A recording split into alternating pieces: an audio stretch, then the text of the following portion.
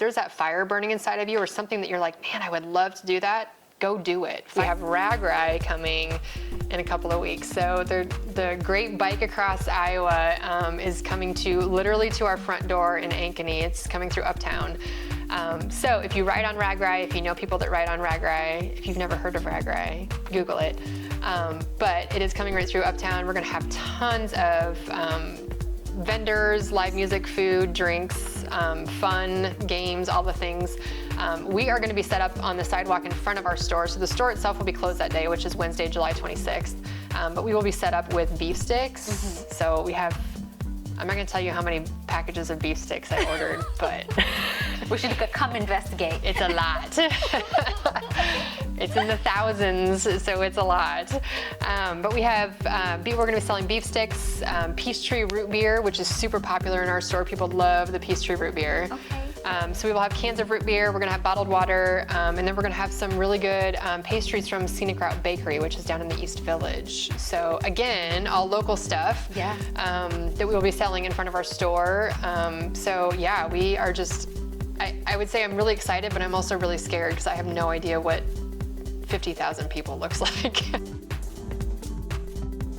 Hi everyone, and welcome to Conversational Lounge Media with your host Trudy Carlson, and I have my guest here. Those of you who follow us have already seen her interview, and if you haven't, oh my goodness, I don't know what you're still waiting for. Go out there and watch it. So we have Teresa back again, and we cannot wait to have a conversation and just talk what's popping, what's happening here locally. Teresa, welcome to the show. Thank you. Thanks for having me again. Absolutely. We should just make this every quarter. We should. Mm-hmm. There's a lot going on. Hold us accountable.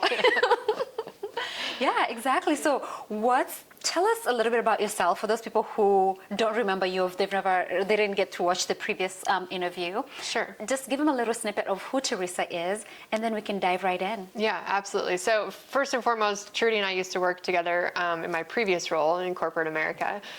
So that's where we met years and years ago.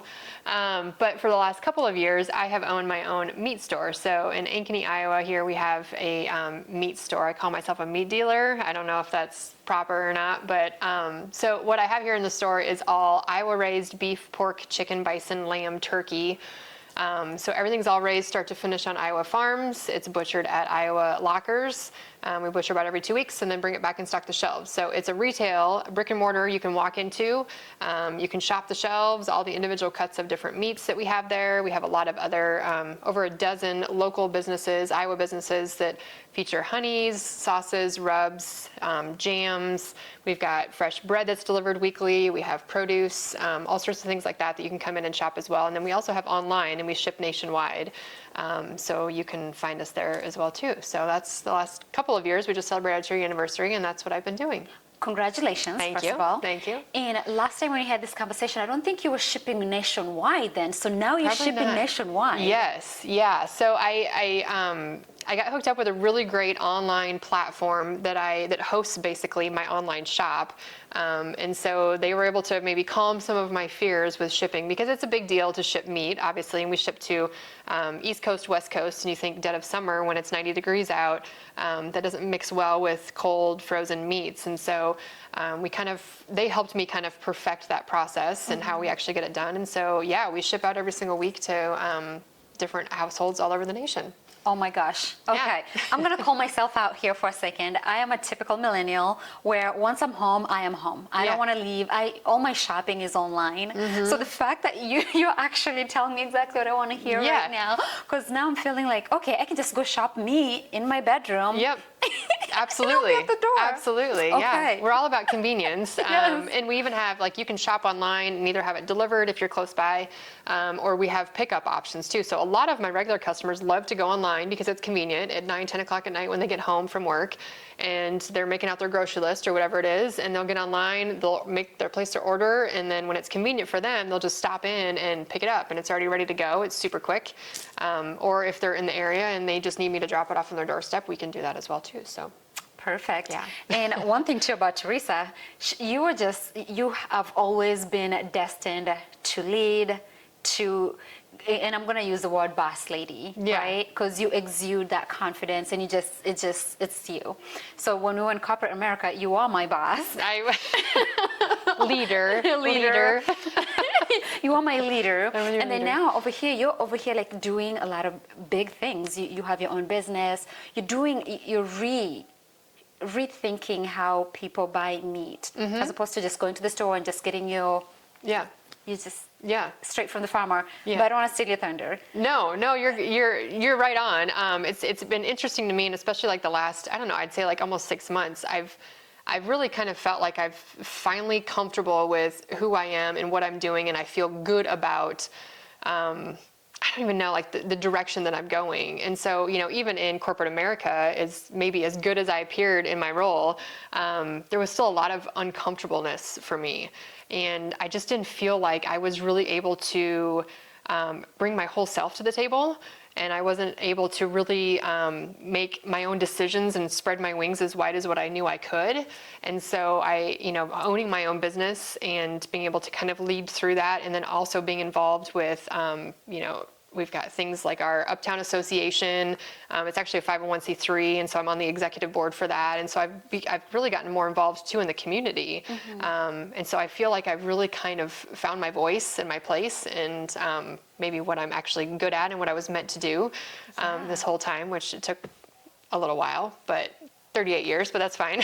We're here now. You're glowing. Yeah, Looks like the outside world is saying welcome. This is where you're supposed to be. Yeah.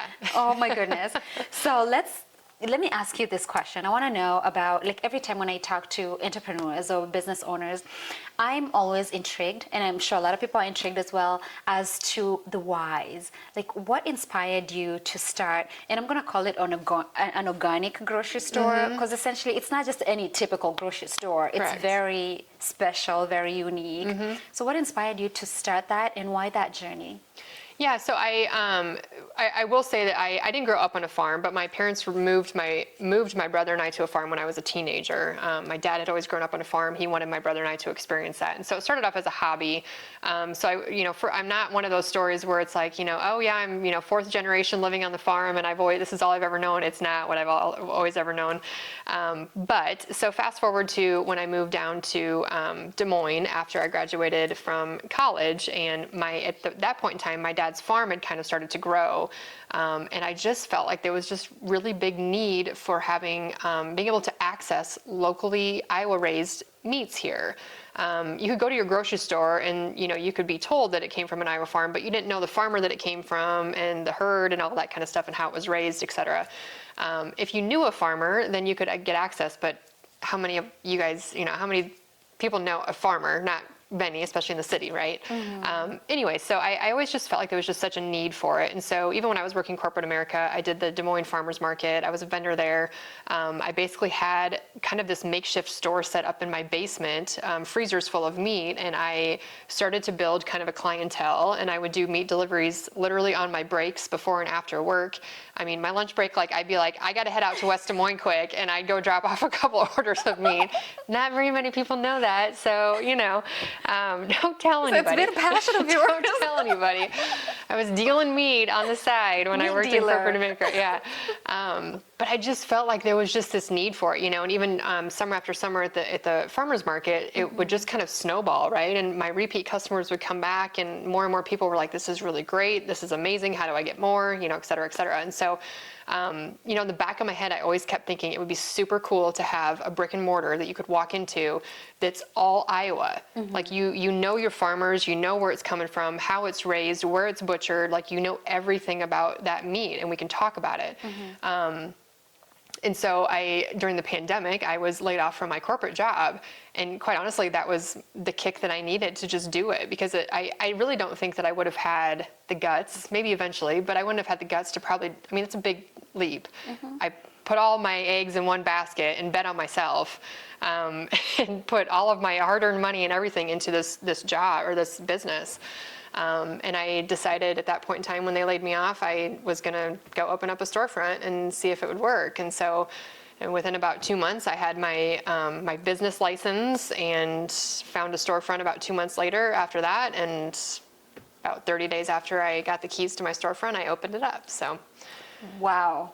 That is that is you can tell how much passion you have when you're talking about this. It's something that you enjoy doing. Yeah, you're I excited love it. about this. Yeah, I love And it. you know the farmers that your meat's coming from, and you're excited to have people have this on their food on their table. And that's just it. It's so fun for me to hear from people and say, that was the best steak I've ever had, or, oh my gosh, your ground beef is like really, really good. It doesn't even need its seasoning. Like I could just eat it plain. It's really good, and it's like, yeah, that's because of how it's raised, and where it's coming from. And so to educate people who, no fault of their own, have never known what that's like. They've never eaten farm fresh meat before. They've never had farm fresh eggs before. I have people being like, why are these eggs look funny? And it's like, because that's a real egg. Like that, it doesn't look funny. That's actually how it should look. And so to be able to provide that to people and know that they're putting really good quality food on the table for their family and themselves, and then also to directly support these farmers. So when you buy from someone like myself, that money goes directly back into the pocket of that farmer to be able to keep doing what they're doing. We're not getting rich off of this. We don't sit up in a big office somewhere making millions of dollars. And so when you buy from the store, that farmer is not getting hardly any of that money by the time it actually makes it back to them. They're making just pennies on the dollar.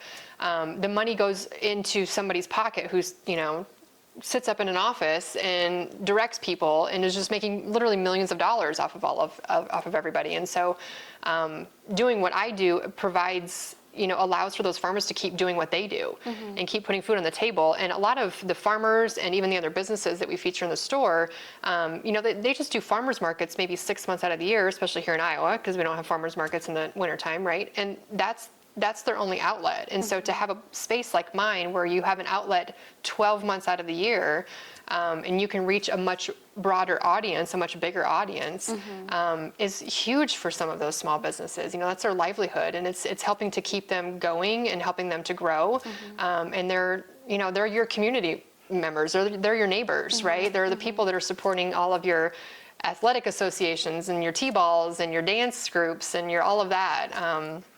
So I think that for me is that's the best part of it. It's just knowing that I'm helping to provide another avenue, another outlet for all of them as well. So. Wow, that's powerful.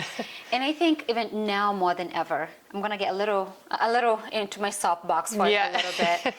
I feel like now more than ever, it's really important to know our food sources. We've become so commercialized that it's so hard to even pinpoint where our food is coming from. Just the other day, I saw an article about cultivated meat or lab-grown meat. So that one just injected some sense of fear into me. The common consumer who I'm used to just going in, grabbing my normal foods. So it just made me start thinking outside the box, like who are those local farmers that could give us the actual meat? And then it makes you realize that we really don't know local farmers unless we have someone like you who you're already connected with the farmers so we can come to you. It's not easy to just make that connection to farmers directly. Right.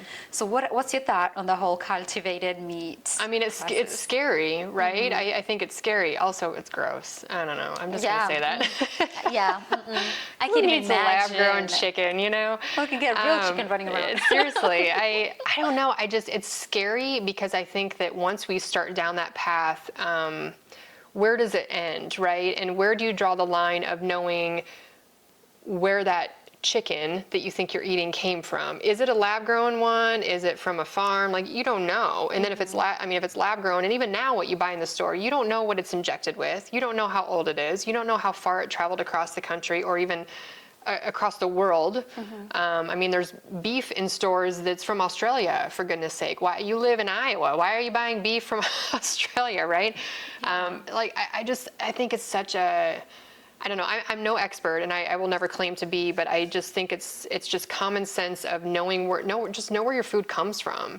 And that's what we're trying to do is, if we're trying to just get that word out, right, of helping to, you mentioned it, connect you with local farmers. And if I don't have it, I usually know a local farmer that does, and I can get people connected with who need, whatever they need. And so I think now more than ever, it's just so important to dive into that, to support your local farmers, to allow them to continue doing what they're doing, or we will lose to the lab-grown meat. We will lose to the people that have millions of dollars, because at the end of the day, we can't compete with that, right? Money's money.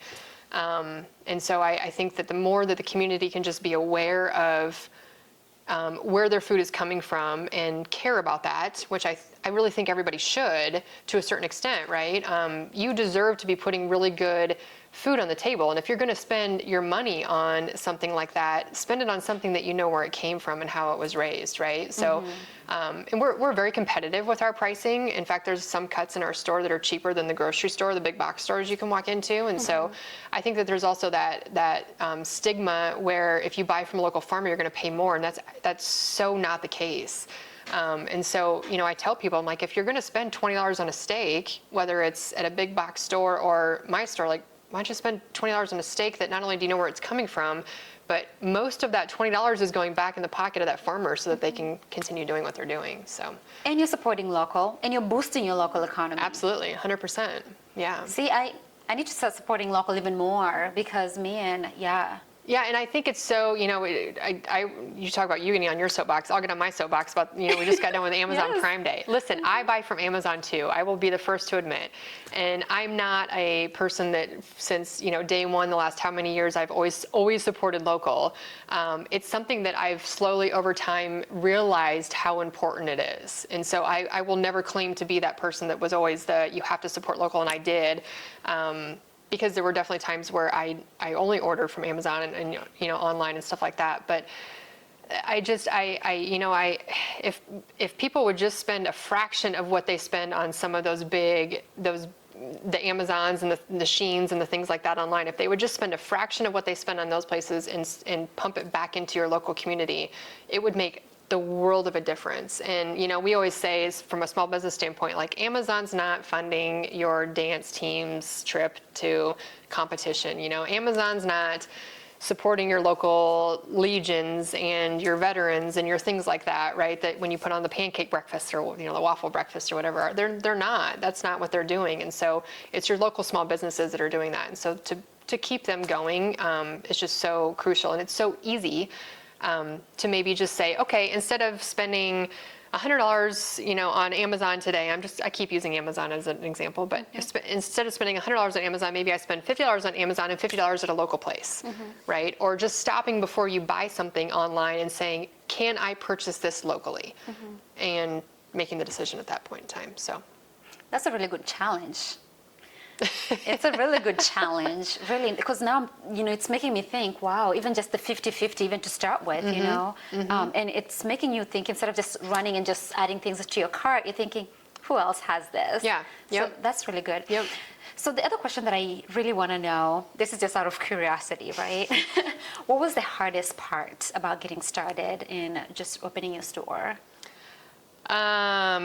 There's a laundry list. There still is a laundry list. Trudy, I didn't know what I was doing. I really didn't. I've never owned my own business. I think that just the getting up and going and figuring out who I wanted to be was really challenging. I still don't know.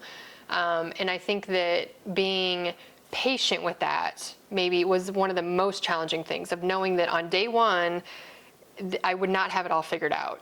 And it was okay to not have it all figured out. And, I really started to be patient with the fact that I couldn't have it all on day one. I used my savings to build that business. I didn't take out a loan. I didn't do anything like that. And so I didn't have a lot of money behind it. And so I had to use, refurbished freezers and rented things. But that's okay. And so I think that was the hardest part for me, was just having patience with it, of not just, I wanted it all right away, right? I wanted Excel today. Absolutely. I wanted this beautiful storefront, and what I envisioned in my head, I wanted on day one, and that just wasn't feasible unless I wanted to go just into a massive amount of debt. Just being okay with that, and being okay with the fact that I'm learning, asking a lot of questions. I came from a world that I was The expert. For all, Essentially. absolutely, right? I had been doing it for so long. I was usually the one that everybody went to for the answer. And now I was like, I have no answers. And I need other people because I have no idea what I'm doing. Even down to like the accounting part of it, right? And some of the general things that like a lawyer would have to tell you. I mean, I didn't, like, where do I find a lawyer, right? I don't know. I've never had to have one before. So yeah, I think just the patience and the being willing to ask questions and knowing that what it is today, it's not going to be like that tomorrow. Like you're going to evolve. You're going to find your routine. You're going to figure out what your vibe is, what your image is, what you want them to look like. I changed my logo twice within the first like 6 months. Because I sat with it for a while and just kept staring at it on stuff, and I was like, I hate that. That's the worst logo ever. Why? Who thought of that? Yeah, so I mean, it's just I just answering, asking a lot of questions was huge for me of fellow business owners and being like, listen, I have no idea what I'm doing. Like, who do I go to for this and this and this? And they were like, oh yeah, here's some list of names, and just kind of go with it. So. Oh my! Now that we're talking, now that we're talking logos, why West 40? Like, what inspired you to get that name? Yeah, so that's a good question. So West 40, my parents' farm, which is where the beef and most of the chicken come from that I have in the store, their farm is called West 40. It's 40 acres west of town. And so when we moved out there, my dad obviously wanted a name for the farm, and we always called it, well, it's the West 40, right? We're headed out to the West 40. It's 40 acres west of town. So when my parents started, they initially started the business in selling individual cuts. That's what it was called, was West 40. When I sold at the farmer's market, it was still my parents' part of the business, and so I sold as West 40. I was just doing that for free. I was running it with their business. And so when I opened up my own storefront, it's my own LLC, it's my own business. So actually behind the scenes, legally, it's a different name. But on the front of everything and on my logo, I carried on the West 40 market because that's what people had already started to know and come accustomed to. So I didn't want to switch it up and people be like, what is that? How are you affiliated? You're not even clear. Right. Yeah. I already had kind of a little bit of a client base started, and I wanted to keep that going. And so obviously name recognition is important. Yeah, and obviously my parents were like, well, yeah, of course you can continue using our name, because my attorney was like, well, it's technically legally theirs, and I'm like, it's my mom and dad. Yeah, like, it's fine. What's the worst that can happen? It's fine if I put it on the awning and put it on a few things inside. Yeah, so it is technically my business. It's a different LLC name, but on the front side of what everybody sees is all West 40 Market. So. Yeah, like the branding part of it. The branding part of it, yep. I absolutely, that is the fact that it's 40 acres west of town. Yeah. Wow. Yeah. Okay, that's genius. That's a drop of genius. West 40 is actually, where it all started. It's my parents' farm. So, yeah. And then I love the colors, like the whole black, and then you had the white, and then do you still use the brown bags? Yep. Yep. Brown paper bags, and then we have it's stamped West 40 stamp on there. Yeah. So, and I wanted clean and crisp. When I think of food, and especially buying food, I want it to be clean. I want it to be very simple, and so that's kind of what I went with. I just wanted black and white, and then like the craft colored bags and all of that is obviously like butcher paper. That's where that kind of comes from, and to kind of incorporate that a little bit. So that's why I use brown in some of it too. But yeah, I went very simple, not a lot of fluff and things on, and that's why my initial logo had like cursive writing. First of all, it looked terrible when you blow it up and try to put it on like an awning or something bigger. It was almost kind of hard to read. But also I was like, the cursive, like that's fancy. I don't want fancy. I don't want fluff. I want like just steak. Yes, steak. It's your meat dealer. Yes. Just very clean and crisp and simple. Yeah. I absolutely love it. Yeah. And then let's talk about the meat cuts, because I was perusing your website. I'm nosy like that. And I was really interested on the parts that you can actually buy a full cow or a quarter cow or parts and pieces of a cow. Can you walk me through that process? For a new person looking online, it could be, what do I do here? Which pieces do I choose? Yeah. So as the expert in the meat department now, help us understand that part. Yeah, so you can, yes, we have different options. You can obviously come in and you can shop just individual cuts like you would in a grocery store, right? You can just get a couple steaks or a couple roasts or whatever the case is. But a lot of people, or quite a few people, like to do bulk options, and it's technically cheaper. It's less expensive per pound when you do it that way. So that all started, I mean, just like years and years ago. If you like, people would be like, oh yeah, my grandfather used to do that, or I grew up with a freezer full of meat. That's how people shopped. That's how they did their meat. They knew a farmer and they bought a quarter or half a cow and they'd stock their freezer. And when that got low, then they'd do it all over again, right? And that you didn't go to the grocery store and get your meat every time. And if you did, you went to the local locker and got it. You didn't go to a grocery store and get it. So it's kind of going back to all of that of stocking your freezer full of meat. And quite honestly, especially here in the Midwest in the dead of winter, there's nothing better than just going downstairs to your freezer and thawing out a roast, and you don't have to go anywhere for the day, right? Yes. But so it's if you have just a little deep freeze, which they're not that expensive, that's where a quarter and a half comes into play. So people will typically do, like, a quarter cow will get you about 120 pounds of meat. So it's a decent amount of meat. But you work with the locker then to customize all of that. So you can get it, if you have more mouths to feed in the family, if you have larger families, you can get, like, your ground beef, for example, packaged in like 2-pound packages instead of 1-pound packages. Or if you want, like 4-pound roast versus 2-pound roast, like, you can get really specific for exactly what your family needs to have. Which that's why a lot of people like to do that then, because you're really customizing it yourself and tailoring it to what your family's needs are. For just a set price, and it's cheaper than going to the store every single time and getting individual cuts, because you are paying just a flat $10 a pound for your steaks versus $17, $18 a pound for your steaks when you go to the actual grocery store. So, but it's a lot. It's overwhelming for people to think, how do I do this? And then what do I do with 120 pounds of meat? And so we not only will obviously help walk you through that process, but we have set bundles in store too. So we'll make it super easy, and we'll say, here's a list of all the cuts you're going to get, and here's about how much total pounds it's going to be, and here's your price. Ready, set, go. And we'll deliver it to you. We'll bring it to your door. We'll put it in your freezer for you. Whatever. So we break it down that way too. So if you're like, listen, I take the guesswork out of it. I feel like I'm that part. Yes. Like a lot of I want the people like guesswork those, out, yeah. and I want very convenience. Just tell me what I'm gonna get. Tell me Yeah. what I owe you, and let's go. And that's So we do both options, where you can customize it yourself, or we'll kind of just give it to you on a silver platter and say, this is what it is. Give me your money. Let's go. Yeah. So we offer all different size bundles. We can work within whatever budget people have.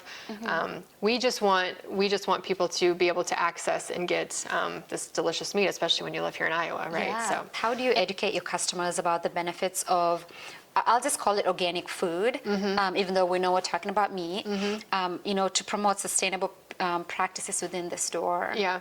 And I like that you brought up organic. I wasn't going to tell you we're not organic. We technically are not organic, but I wanted you to ask the question because I wanted to explain that a little bit, because a lot of people do ask us, well, are you organic?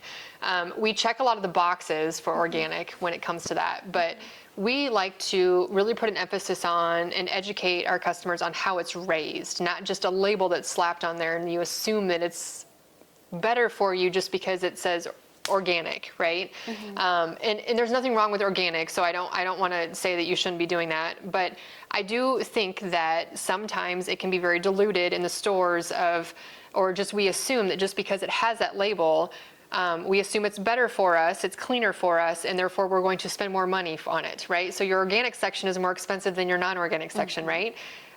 Do you know why, right? So, it costs a lot of money to be certified organic, I will say that. But we kind of say, what we typically say is we're not certified organic, but we don't do added hormones, we don't do implants. If we have to give the animals antibiotics for any reason, we don't butcher that for consumption. We source from farms that are small enough where you have that kind of quality control.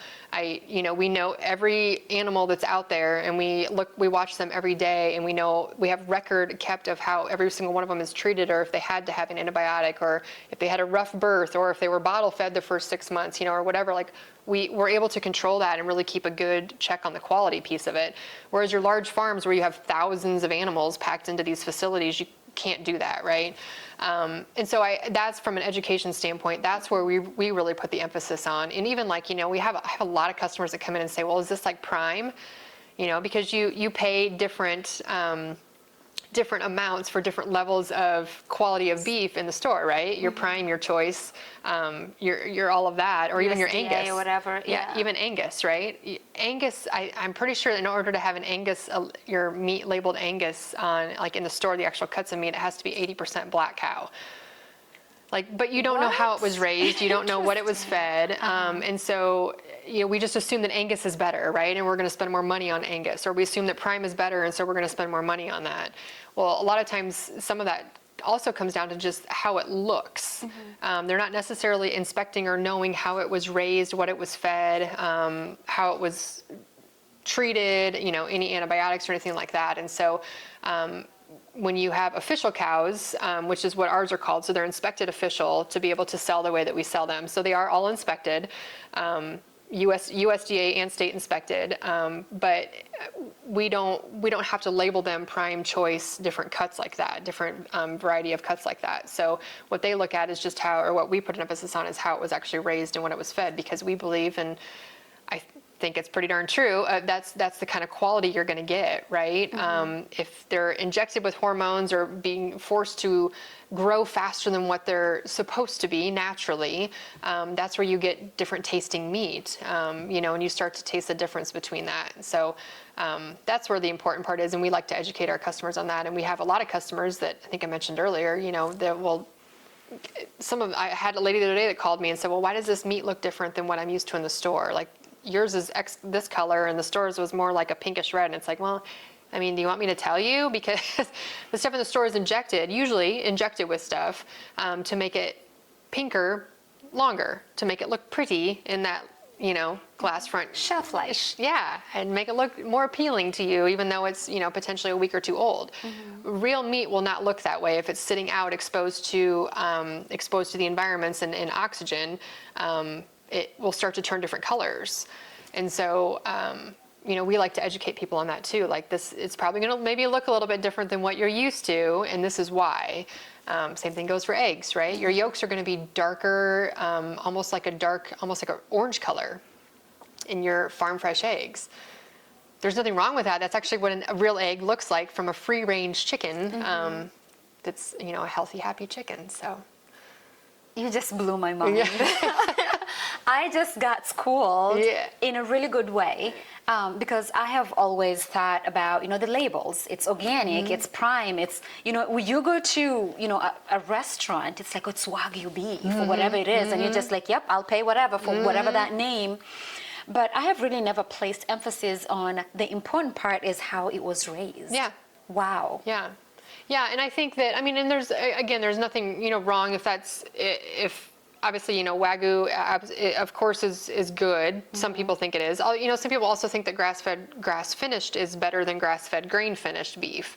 There's definitely a difference in taste, and it's just your preference too. So I'm not saying that one is right versus the other. I just think that the important part is knowing how it was raised and then choosing your preference based on maybe your palate or whatever, and what you prefer. But really dig in and know where that food's coming from, which isn't hard. I think that can sometimes sound very daunting. It is daunting when you walk into a giant grocery store because they don't know where that came from, and they can't tell you that.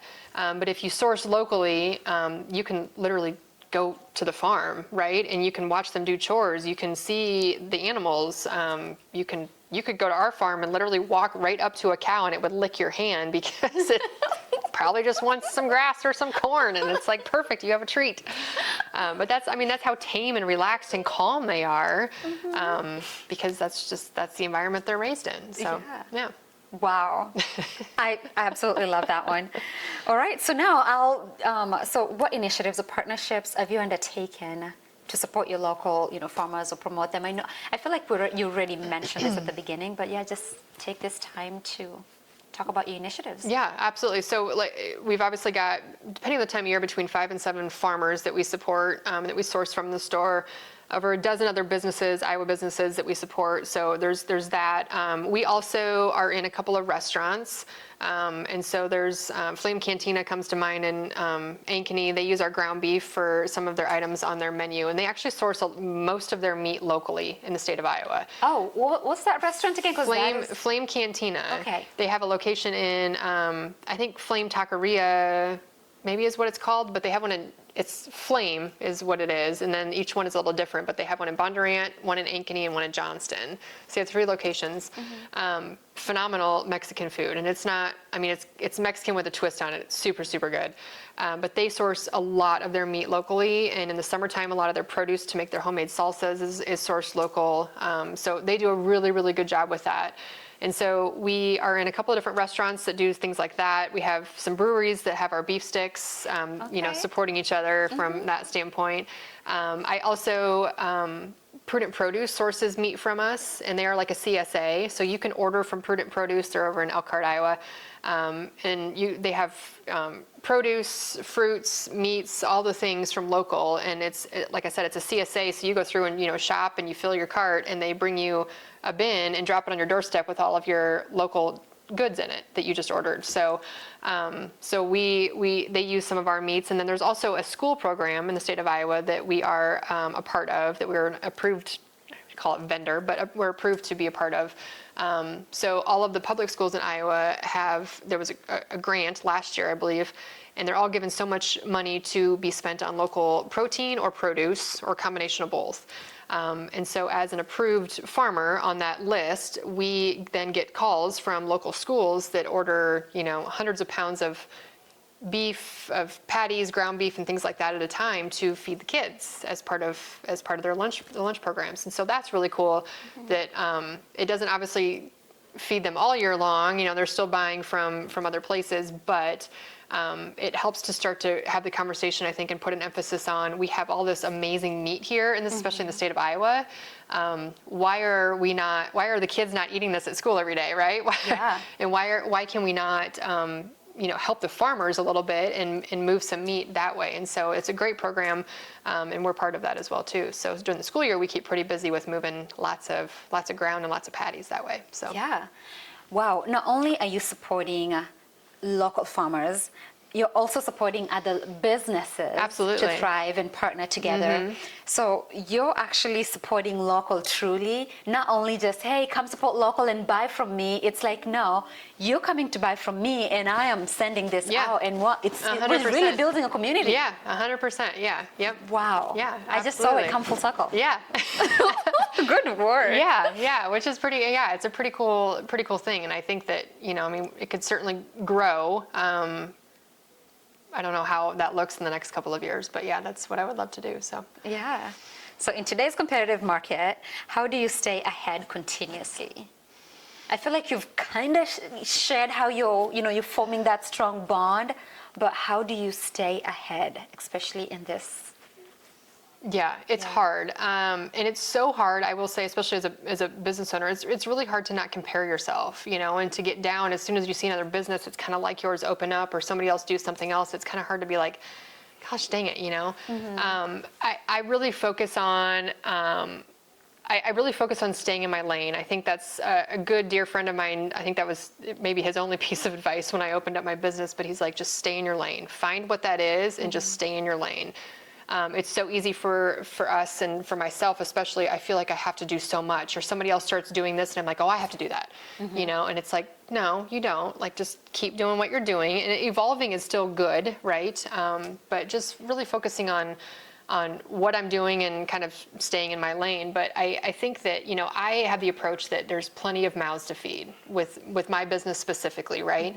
Just because another farmer pops up here, or there's maybe 3 or 4 of us at a farmer's market, doesn't mean that I'm going to go out of business tomorrow. It's a matter of, how do I keep reaching more and more people? How do I keep inspiring more people to do this? How do I keep encouraging farmers to keep going? Because more of us are starting stores like this that help to support that community and those farmers. And so, from a competitive standpoint, I think this, I'm pretty darn competitive. Yes.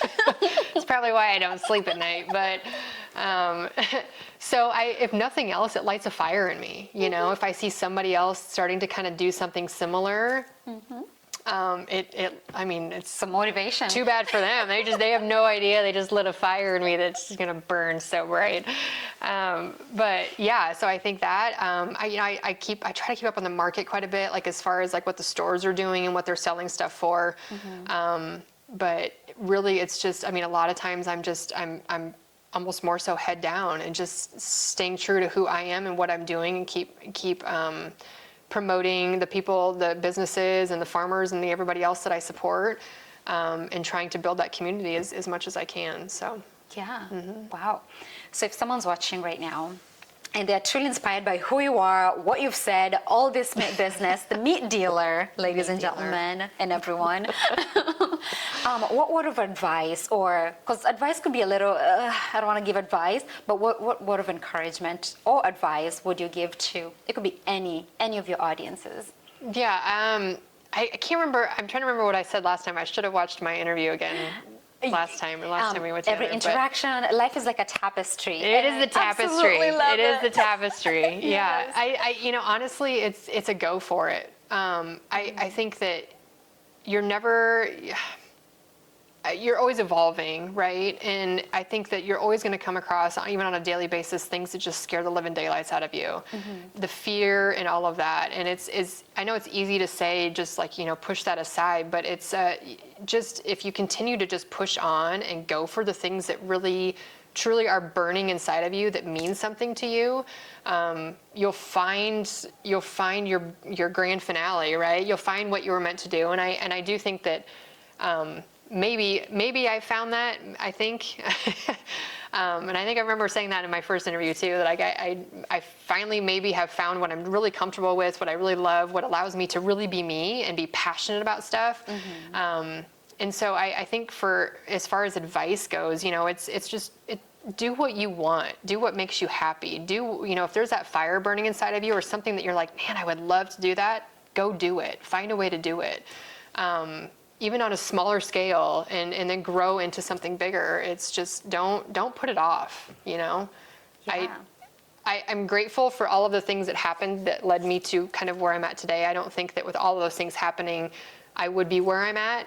So I think it all needed to happen in order to be in this spot. But it's so easy to, say, gosh, I wish I would have, right? If I would have only done it 10 years ago or 5 years ago. And I try so hard to just push that out and say, nope, because if I would have done it then, it wouldn't be what it is now, So I needed all of those experiences. I needed all of those things to kind of lead up to this. But I would say just, go for it. If you've got something burning in there, just do it. Just do it. Just do it. Go for it. So before I let you go, what's the exciting thing or the most recent thing that's coming that we should all be excited about, that your store is looking forward to? Yeah, so we've done a lot. We've gotten a lot more involved this summer with markets and things like that.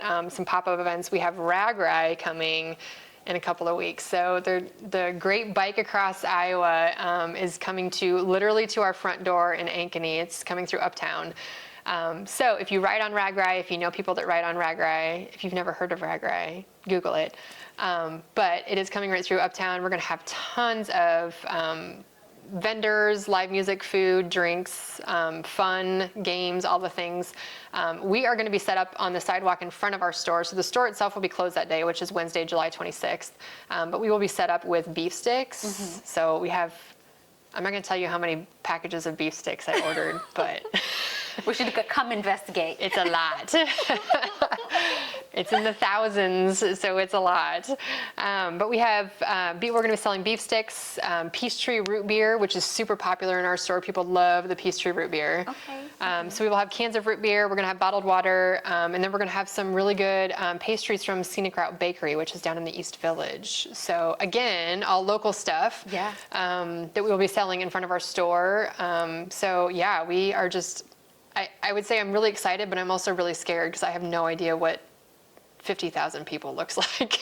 Should we order more beef sticks? Or? I know. I was like, I literally just closed my eyes and shot a dart at the wall and was like, well, it landed on that number, Sounds like so a good that's number. that's what I'm going to do.